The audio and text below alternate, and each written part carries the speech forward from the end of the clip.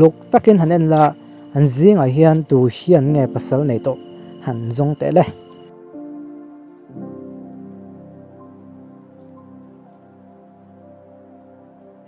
ole pasal nei to chu he la ya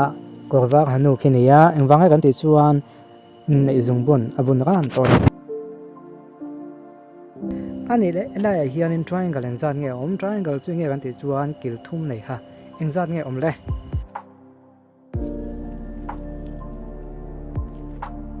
ole om zat chu panga ni ya khi kan siak dan chu tiang khian ani ya i kha thiam em i kha thiam be sei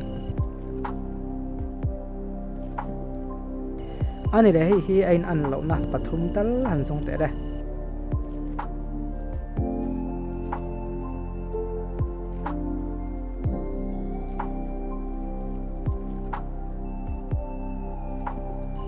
masabeka chuan asam tron na bula khemi thalem ang de ki hoi zong an ang lawa apanina chuan mei cheno pangte sam khi sei zong khi than dan hi mo en tawla ai nang lo boka chuanin anu kong fen yom taka khi pakhata om lo boka ni helai hian pizza han zong te le pizza pakhat chu oma han zong te le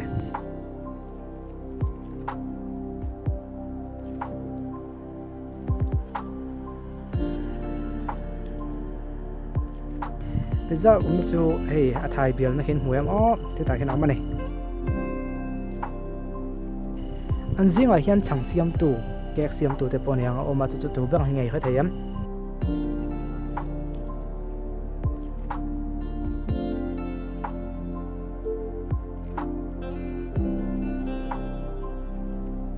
khre ta ha de umai thei kek siam tu chu ko khring hat pa khinia asam khen tawla khi kek them noi i maida them noi te pon mai thei o mani chu chuan kan kha thei ni chu helai zinga hian sanghong sei ni ve lo pakhat o mani chu khoi hi nge kha theiam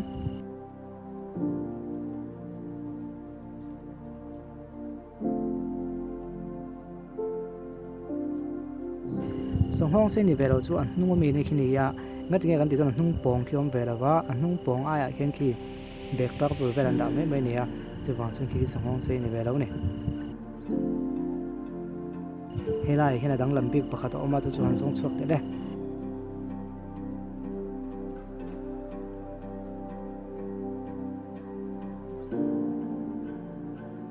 dang lambik pakhat om chei hi nia a chan chu star a hi tam bik mo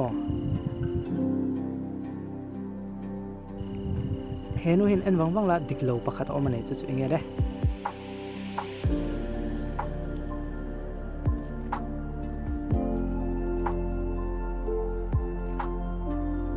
abeng khian ta la abeng khi om dan diklo ne ale ling dei ni abeng om dan hi ale ling ti bak chung ko sei thiam lo an zinga hen ko pakhat o ma chu tu hi nge nyang le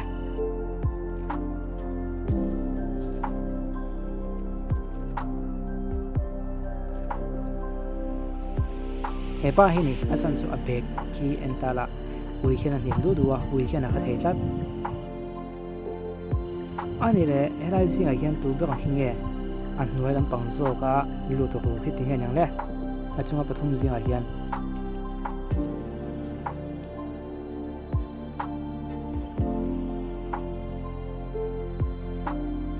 ole mi pa hi ni chan chu phekok tha ki en taula midang pani ki chonin phekok sang pun ve ve ya mi pa khian phekok pa ngai buna a ke tha tang khian kan kha thein helai hian dang lambik pakhat an zong lai te le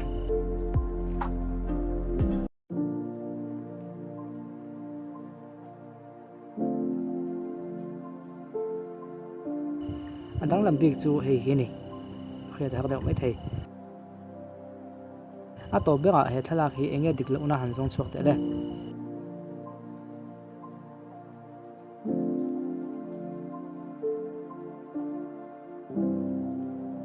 adik lo na chu thla lo lang hi dar thlang lo lang hi aban dan khian ta la alet ling dei adik lo